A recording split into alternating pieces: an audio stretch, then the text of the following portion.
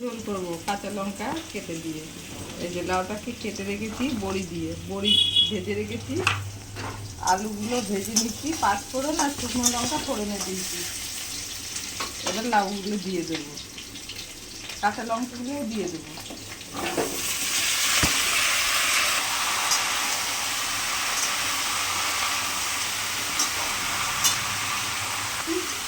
কষিয়ে নেবো ভালো করে।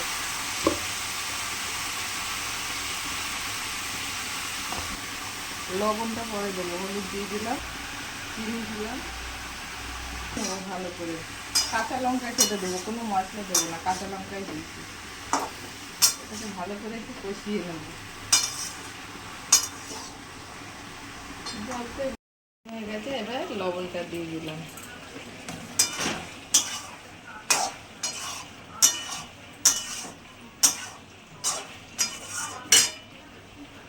জল দিয়ে দিলাম,